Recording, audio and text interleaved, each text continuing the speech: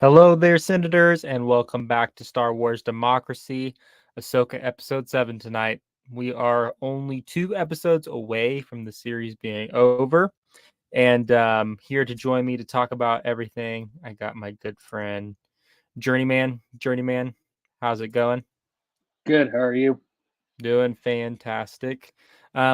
I think we talked a little bit before this, and I think what we should do is go ahead and since we didn't do a reaction stream last Wednesday, let's just talk about what we thought about episode 6 from last week. So, first of all, how many times have you watched it? I watched it twice now, Watched it twice, okay. And and I liked it. I liked the direction that we're going in. Well, I we talked off a while ago about we before really Ahsoka started. Like we want this show to be something refreshing, but also familiar, and that's what I think what we're getting with this show, especially with last episode. Like it's something that we know, but it's something that we're very familiar with, and I enjoyed it. I liked it. yeah. What was your I liked it as well, by the way. I don't actually think I ever posted a rating on Twitter X or whatever it's called for last week. But if I had to come up with something off the top of my head, I would say it's a good 9 out of 10. Yeah, Yeah, I'd say 9 out of 10. Would you agree with that? yeah. Uh, One big question that one of my friends we were talking about it, and one of the big questions that they had, and kind of threw me for a loop. But why was Thrawn and Ezra just apart? Like, there has to be some sort of thing going, some sort of conflict that we haven't seen yet, or something. Because it's like Ezra and him are just separated, and it seems like we're back to square one with their relationship or whatever. Really, it's like, yeah, we're Mm-hmm. just separated on this new world, and I couldn't come up with really a great answer other than a conflict we really haven't seen yet, or like an explanation behind it. Because I was watching it and she mentioned it, and I'm like, yeah, that I don't understand that either. Like, I need to bring it up to you because I don't know what the answer would be other than that. Well, I mean, yeah, obviously they got separated. I think what's more interesting, and obviously there's a story there because it happened, but Hmm. what I find interesting is obviously the Chimera is still intact. Thrawn's big ship is still intact with some Hmm. modifications, gold modifications, it would appear. But what I found interesting was okay, so if the Chimera was being pulled into the new galaxy, Peridia, by the space whales, the Purgle, I mean, they would have still been on the ship.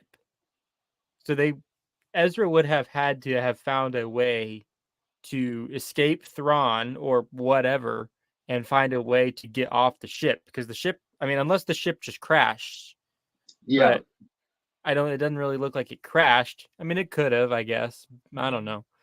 But yeah, I do think there's a story there. I don't know if we'll ever get to see it, but yeah, I yeah, I don't know. I get the feeling that Thrawn and Ezra have come into contact a few times though. yeah. Like But from their perspective, what they were telling me is it just the rebels that we knew of, like what we saw, it just wouldn't make sense that they would just kind of, in their opinion, like happy go lucky about it. Like, hey, everything's okay. Like, I'm glad like Sabine's here and all that, but let's not really care about Thrawn. Like, it seems like it's just like they were. He's always on the move, and it was never like. Once again, we haven't seen anything, but yeah. Well, from I mean what it's we've it's seen, it's 10 years in the making. So, yeah, I mean we have to rest with the conclusion that a lot has happened during that time frame. yeah, And like I said, it would seem based off of just the hints that I'm getting that Thrawn and Ezra have come into contact probably quite frequently, yeah, um, or more than we would think. Now, what that look like, what those interactions look like, I don't know. yeah, Um, And in fact, it could be something where, what would be really interesting is if perhaps Thrawn and I mean, now that theory doesn't make sense. I was like, perhaps maybe Thrawn and Ezra were working together at first to try to get off, but the whole point of it was to get Thrawn away from the galaxy. So Ezra would not work with Thrawn to get back. Yeah. Perhaps they were living together, like surviving together and like aiding one another, a mutual agreement to help each other survive. And then once Thrawn caught wind of the Night Sisters, the Great Mothers, etc., he kind of goes his own way. And Ezra's like, I mean, I'm not going to be able. Your alliance is too strong for me to upend, but like I'm also not going to do that. So like he kind of just goes his way. But I don't know. It was just an interesting question to ask, and like it was a really really good question for him to ask. Like, what was like? It just seemed off, and I'm like, I had to agree with him. I'm like, yeah, it didn't. I know there was a passage of time, but just from our knowledge of it, it's like, yeah, why is this just going on? Like, they're just apart, and like, but Yeah, that was their opinion of it. Yeah, I liked it though. I did too. I love the entrance of Thrawn, just like the brrr, I don't know, like it was kind of like an organ in the background playing, which is very Thrawn-esque. And it's like Thrawn. And it's like, okay, this is pretty cool. It feels similar. I'm just gonna say it, but it feels similar to what the First Order was. But it's a refreshing of that. It's like before even that even takes place. I mean, to me, that's what it was kind of reminiscent of to me. Yeah. No, it was. I've been very impressed so far. And we can kind of bounce back and forth between episode 6 and episode 7 for sure. We got Senator Star Wars Curmudgeon in the chat. Curmudgeon says, I hope we get some answers because without some good ones, this seems like weak writing. Interesting take. Okay. I need you to explain that further, Curmudgeon. I don't know, Curmudgeon. I mean, what? Give me an example, because honestly, I've been pretty impressed with the writing. I felt like, and Curmudgeon, I don't know if you're a fan of like Andor and stuff, but to me, this just feels like the opposite of even like the Mandalorian. Some episodes, Journeyman and I were talking over the weekend. Like, what's so great about Ahsoka is this definitely, in terms of the writing, seems like a very cohesive story. It's not a mission of the week type of thing. Like, sure, each episode has its own flavor, has its own subplot kind of thing, but it still feels like a very cohesive story. It doesn't feel like there's a down point to where we're like, this episode really, like, why is this in here? It feels like even if it is sort of a down week, it doesn't feel like a down week. Yeah. Like, it doesn't feel like it's filler. Yeah. And that's the point of it. Curmudgeon says, sure. So they arrived in the new galaxy together. Yes, meaning Thrawn and Ezra. Ezra had no lightsaber, and even with the Force, how does he escape the ship? So I 100% get what you're saying, Curmudgeon. I think it was kind of, I understand what you're saying. Like, I think what you're saying is, I think two things can be true here. I think you can have a lot of questions about it and it still be good writing. In fact, I think what this is an example of is really good writing that leaves us curious, or at least it's leaving me curious and not unsatisfied. And I think also, like, I get again what you're saying, Curmudgeon, but like my challenge to you would be focus on the big things, like focus on the big payoffs. Like, do we really care how Ezra gets off the ship? I personally don't care. I do care about something, whatever's calling out to Baylan. If I don't get a payoff of what's calling out to Baylan, that's what I'm going to be upset about. But all signs are pointing to the fact that at least by the end of the series, we'll probably get some answers to those big questions. But for the small questions, I don't feel comfortable chopping it up to weak writing, but that's just me. No, and to go back to that question, like, it was just something that person didn't like about the episode, and that's their opinion. Like, it was just a question that they raised. It wasn't like something they liked the episode as well. They didn't hate it, but they were like, just one question I had. Yeah, Curmudgeon followed up and said, "And if he and Thrawn came to some agreement, what was it? Why would Thrawn let live the enemy who ruined all his plans?" So again, I kind of like I agree that I want this backstory, but like I'm not going to be Yeah, unsatisfied if I don't get all of the answers to this. yeah, And quite frankly, like to the last point there, I would argue that Thrawn, like, while yes, probably does not like Ezra, obviously because of what he did. You're talking about Thrawn here. So whatever Thrawn's motivations are, he's thinking of the long play. So if he yeah, needs Ezra to survive, he's going to work with Ezra to survive because he knows that he needs to survive to get off the planet. So if there's a mutual beneficiary agreement there, of course Thrawn's going to work with Ezra. And we're talking about Thrawn here. he So probably didn't see the space whales coming, but in that moment, probably he's thinking, okay, well, wherever this leads me, like I have to think two moves ahead, his essentially. goal is to become heir to the Empire at this point. Yeah, And so at he this needs point. he needs to do whatever he needs to do to survive. And if that was Hmm. working with Ezra for a time period, then I think that he would definitely work Yeah, with Ezra. And Ezra probably needed Thrawn too. yeah, So it doesn't make sense if you end up in a new galaxy and all that's left are the two of you, because we're assuming that all these stormtroopers were killed. At least most of them were, and then resurrected from the dead. That's at least yeah, what we've been hearing anyway. You're talking about Thrawn and Ezra are the only two people who are alive going to this galaxy. It doesn't make sense just to kill the other person. Like you're definitely going to want to work together as yeah, best as you can under some type of agreement. So let's talk about like just everything that we're suspecting happening. I will say yeah, I was very, very, very, very, very excited to see Thrawn, the Night yep. Sisters, all of those things. But I kid you not, the thing I'm looking forward to the most is what the heck is calling out to Baylan. And you and I talked a little bit about this, but Hmm. what are you expecting or like most excited about? I think the thing I'm I think the thing I'm still trying to wrestle with is Ezra. Specifically, like I know it's not a big thing. It's a small thing, story point, not really much. But I agree with you. The Balin thing is really interesting. For me, it's just getting another episode with Ezra and actually seeing him be Ezra in a more capacity than what we got last episode is kind of difficult. I Sure. once again I went back and watched the two times, but I it's not that I didn't like the performance. It's just it's new, so I have to get used to it. And that's really my Yeah. quabble with it. But I think story point wise, I'm I'm confused as to why um or curious like why Sabine just hasn't told Ezra about Thrawn already. Like, hey, we probably need to get moving already. Like, this is not a, after so long. Like, we have to do something.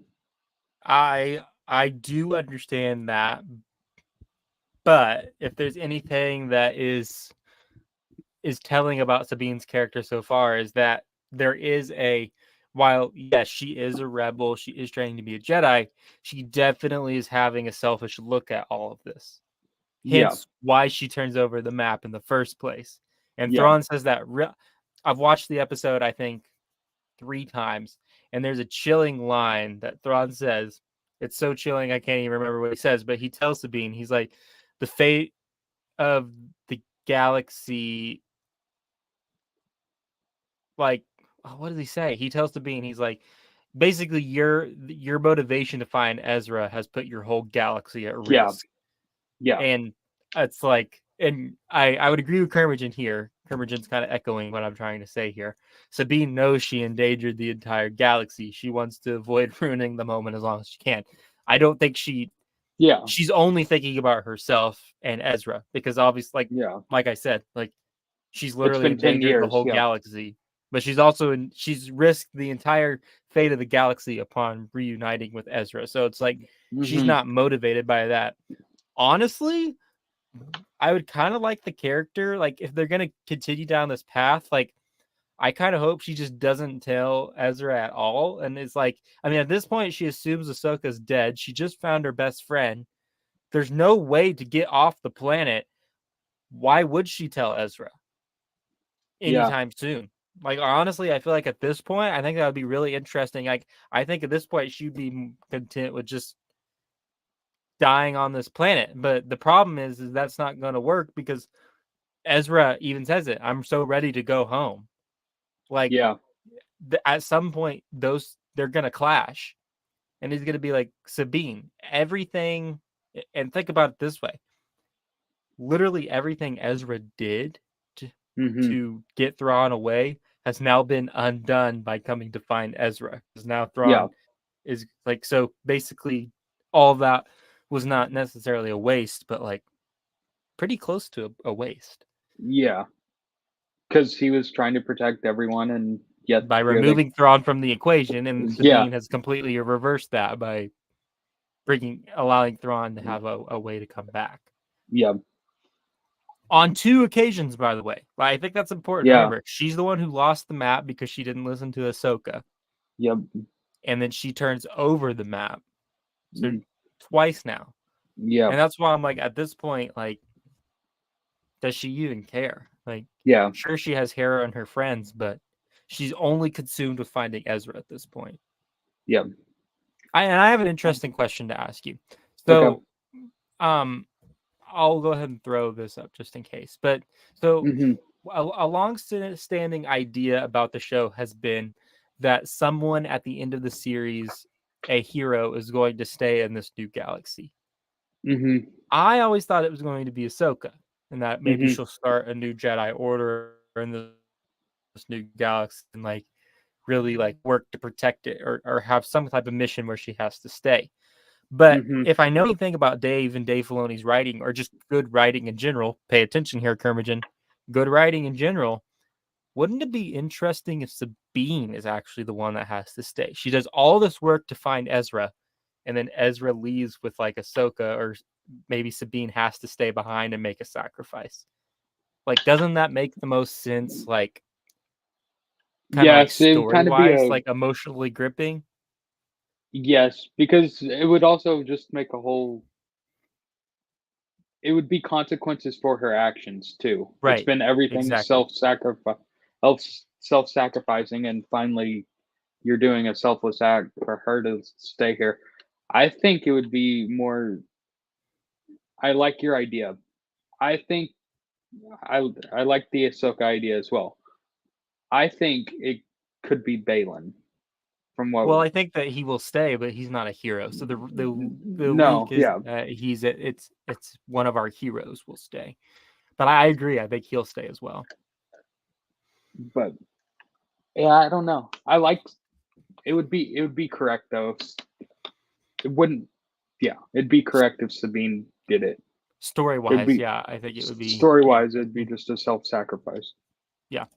Okay, we'll get away with that from now that we're not talking about spoilers. But I tell you what, there's a lot of things I'm excited to see. One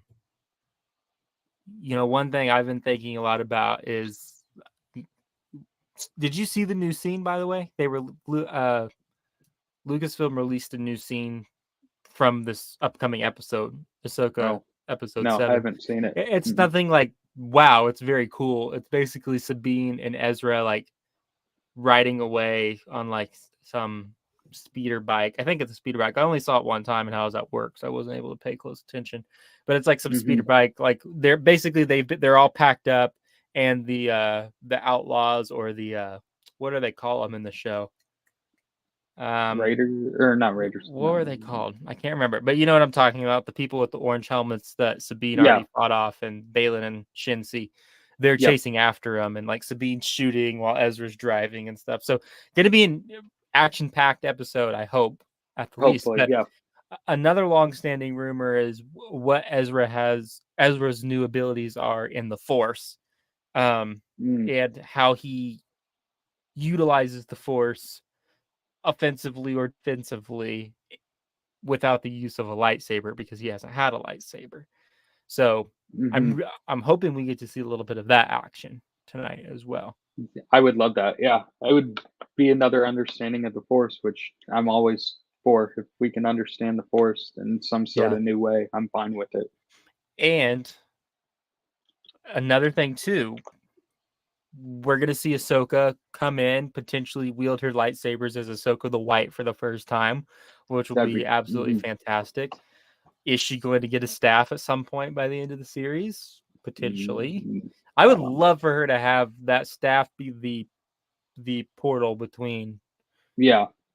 the world between worlds. Her ability to go back and forth between galaxies or something like that. Well, and remember, they said if you see any space whales coming or something of that nature, Shoot them like down. shoot them down. So it's going to be an interesting little fight that they're going to have in space.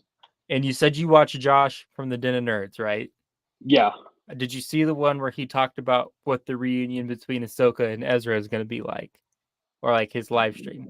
No, I didn't. No, Because I that don't. is going to be an absolute. I think we are completely downplaying what. That's almost going to be, to me, more interesting than Anakin and Ahsoka.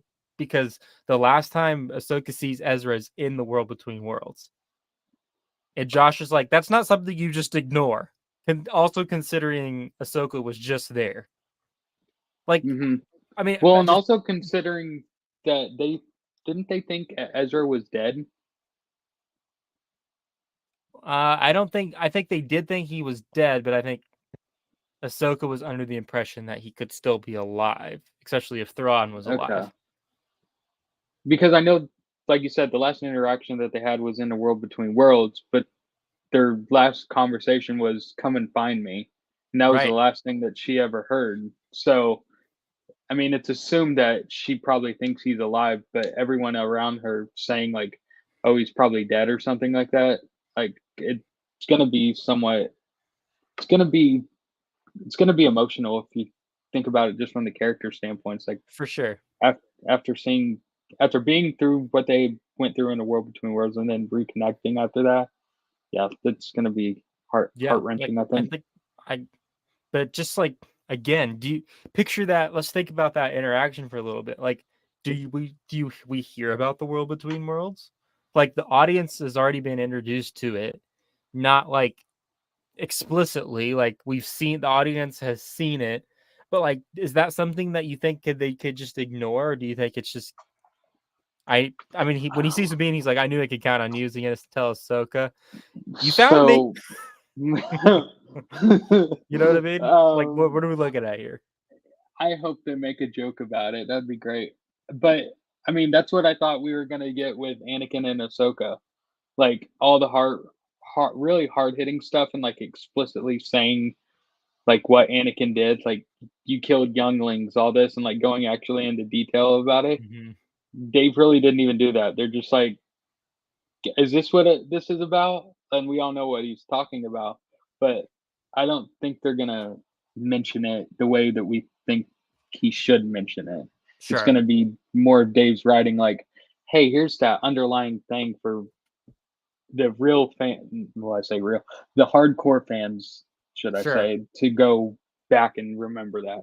Yeah. No, I mean, you're probably right, but it's just like I don't and I agree with you. Like I don't think they're going to be like, I saw you in the world between worlds. But it's I just don't feel like I feel like it can't go ignored because Yeah.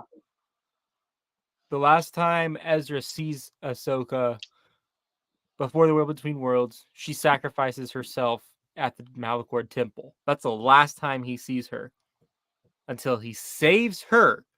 I mean, we're Yeah. talking about this character. And that's like I forget about Ezra like being this character, but this character has literally been the only one that we know of to be able to access the world between worlds, to go Mhm. into this place. He has a lot of knowledge about the Force.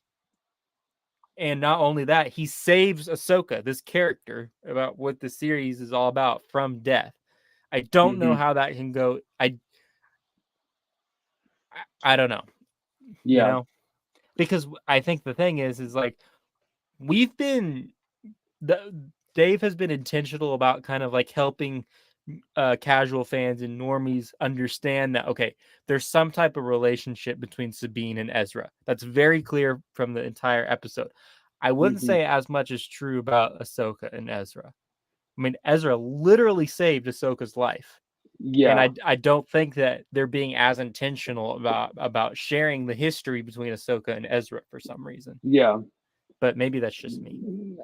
Maybe it's just the plot that he wants to write. Like it's Ahsoka and Sabine like really focusing on, because to a degree, I mean, after Kanan died, it's really the two masters of that group are now Ezra and Ahsoka. It Mhm. there's no really Padawan master dynamic other than if you were to do Sabine, or I mean Jason. I mean you have Jason there, but once again he's probably a little too young. Yeah. So and Hera doesn't want him to go into that profession. So I think it's fine that Sabine is being driven right now because like like Anakin says, like in in the world between worlds for the Clone Wars flashbacks, like teaching is not all it's made up to be. And that's what another lesson she's been having to learn throughout this story Hmm. is like learning how to be a good teacher. Be a So teacher. Yeah. This comment here by Curbigen says, unless these last 2 episodes are 2 hours long each, and they won't be, I think there is way too much story to tell in 2 episodes. I agree with I you. I don't know. I don't know if I actually agree with that. I think that they've set it up in a way to where it doesn't have to be. I think that I would be happy with 4 hours more of Ahsoka, but remember, Kermagin, we don't actually know how much longer it's going to take for Ahsoka to get there, first of all. Yeah. And I think that once Ahsoka arrives, that's actually going to carry forward and like kind of to drive the main rest of this home. But Yeah. also just remember that they've already told us how long it's going to take before Thrawn can get out of there. I believe Elsbeth says it's going to take like 3 rotations. So it's not like, Yeah. oh, it's going to take months or years. Like it's not going to take very long for them to get ready to go.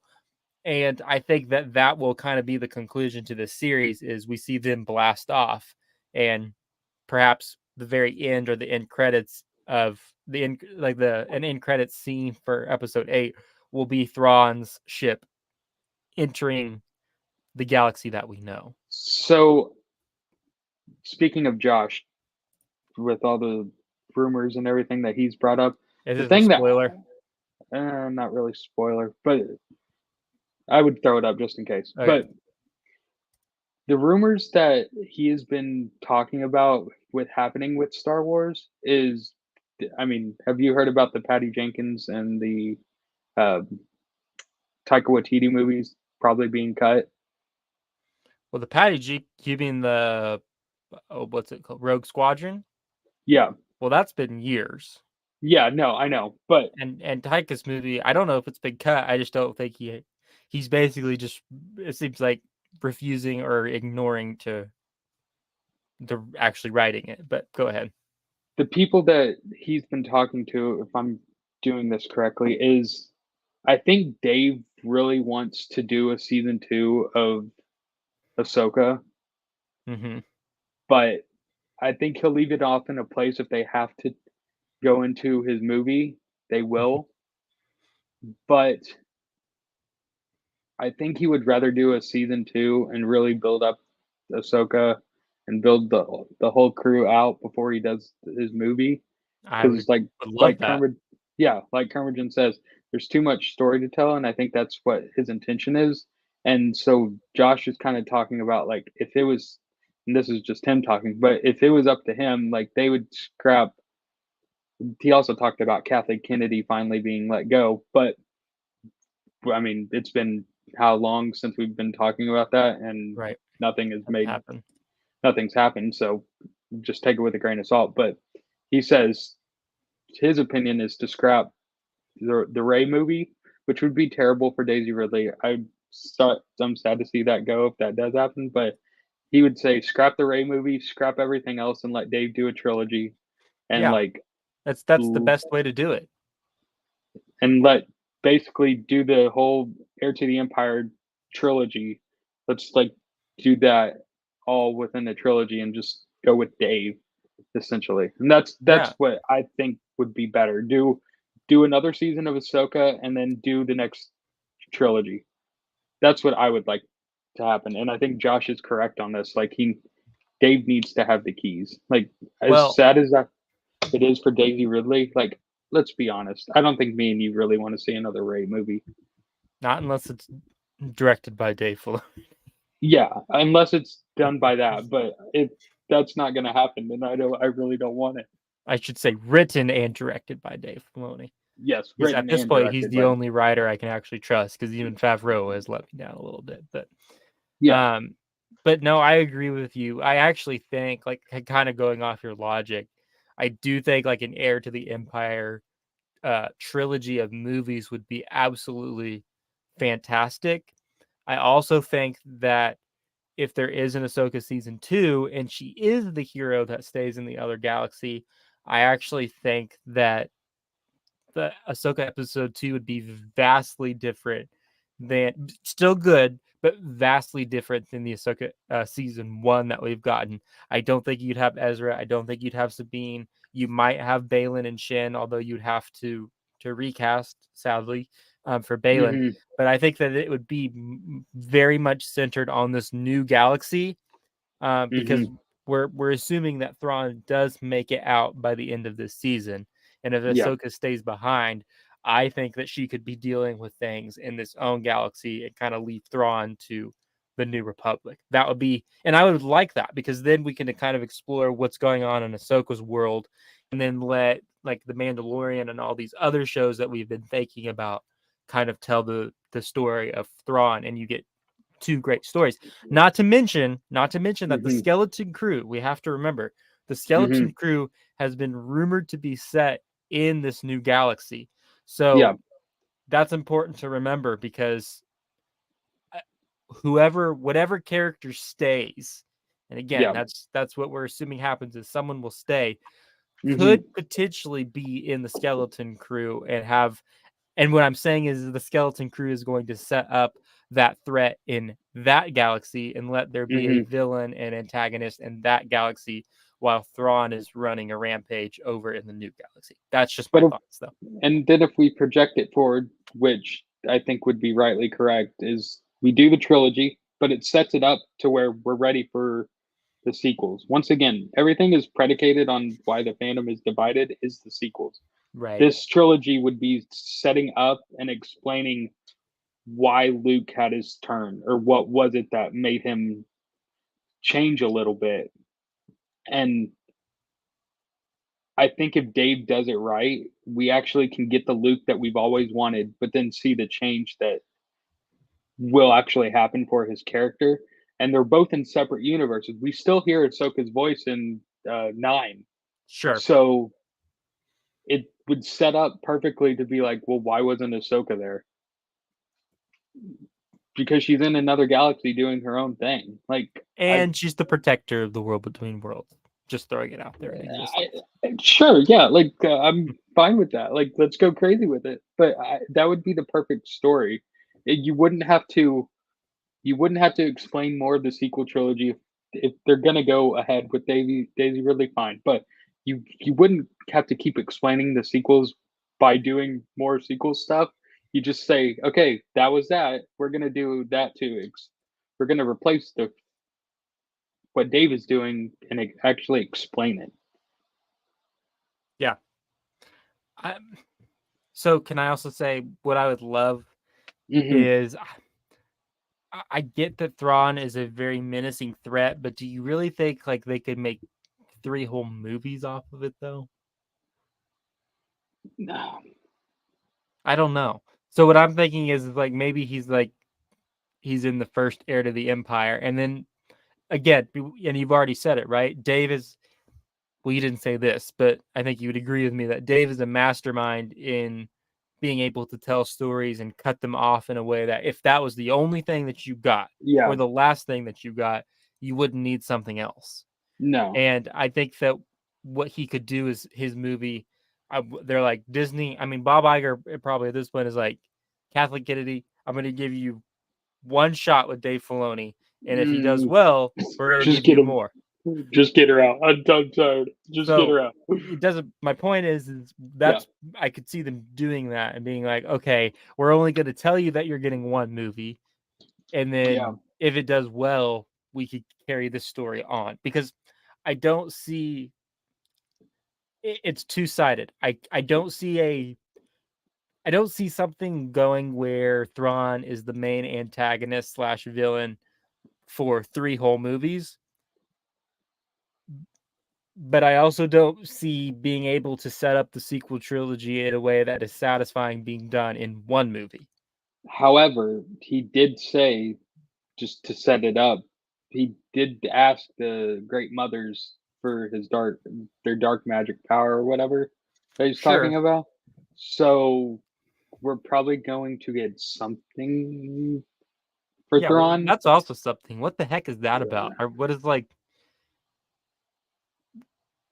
are we gonna see that tonight? Like, what is he wanting? What is Yeah. he cooking up? I mean, they keep talking about space karate, so Yeah, it's probably that. But I mean, he's been fighting like that forever. It's just going to be probably using more magical powers that we can't really explain right now, like sure. Twitch powers. We got about 15 minutes. We'll probably go for about 5-ish to 10 more minutes, but the whole point of this, I wanted to talk about what we think is actually calling to Baylan. And I love Senator Darth Waffles. Comment here says Baylan is the new brother. What do you think about that? We've been wondering, and we've talked about this on streams. I don't think that we're recreating the Mortis family, but do you like the idea of Baylan being the new version of the brother? If Anakin is the father and Ahsoka is the daughter? I feel like it's because the brother he does have kind of a light side to him. He can understand people. He does kind of sort of have empathy, but he uses that empathy for others or Sure. against others. So I don't mind it. I feel like he understand.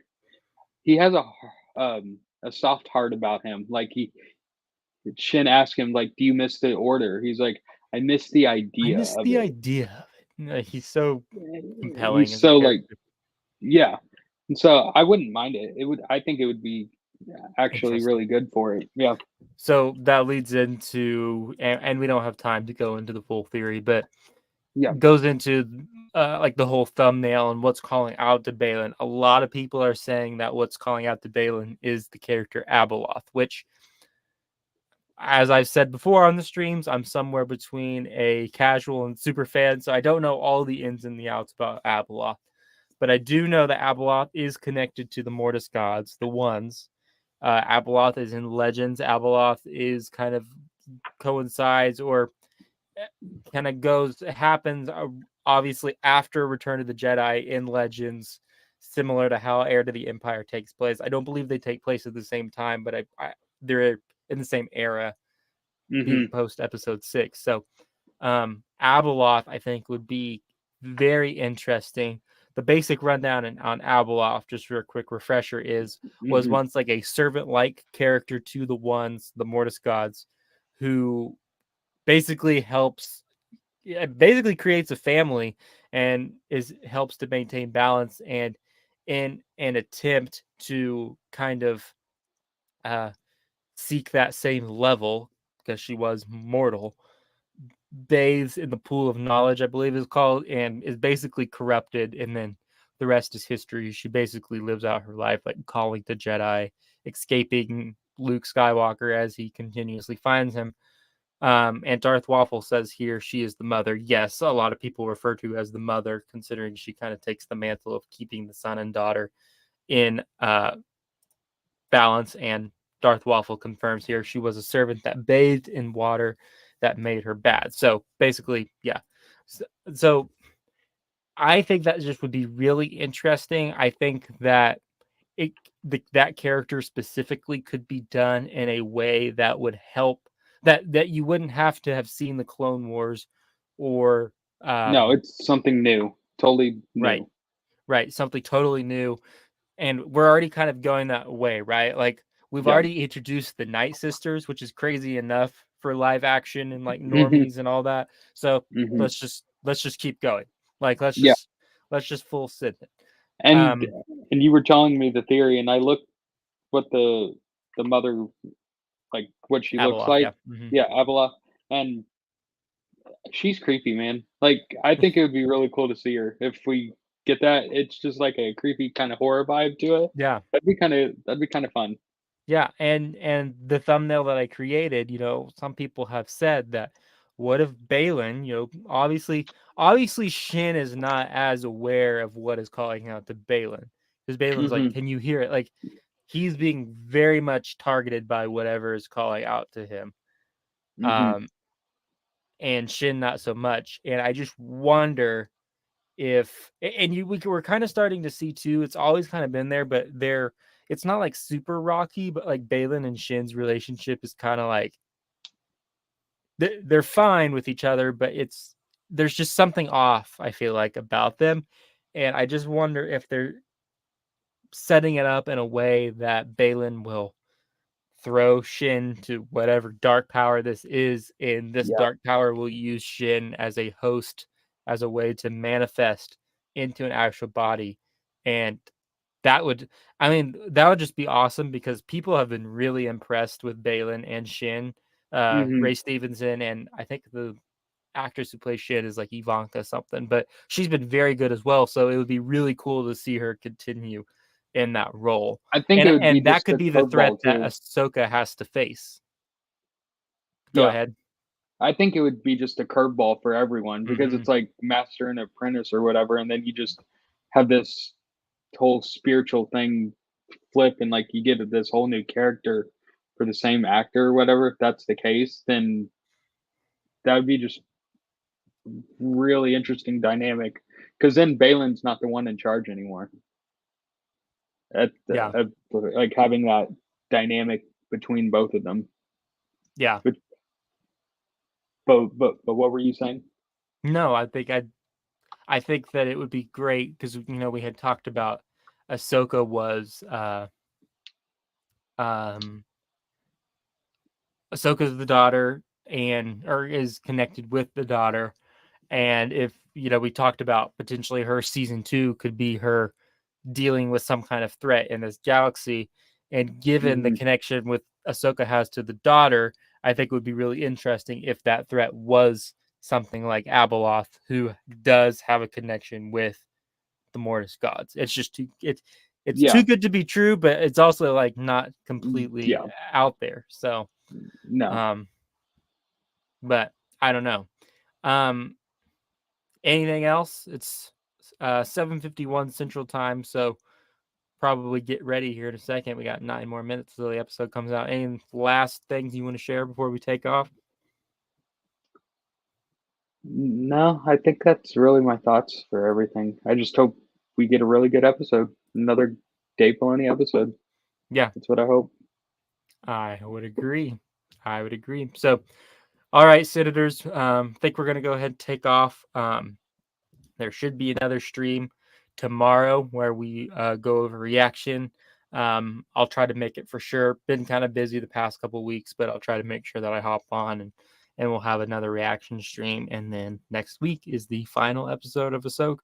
And I'm excited, very, very excited. But like the thing about this show is that I'm kind of just ready for like I shouldn't say I'm ready for it to be over, but it's been so good that like every week I'm like I have so many ideas of videos I want to make. I'm just too busy. Like I kind of just need the show to be over. That way I can kind of like just cook my Make your ideas and like video. Yeah. yeah, like because it's just like too much is happening and I by the time I kick out a video, my theory's already proven wrong because the new episodes come out. Um Yep.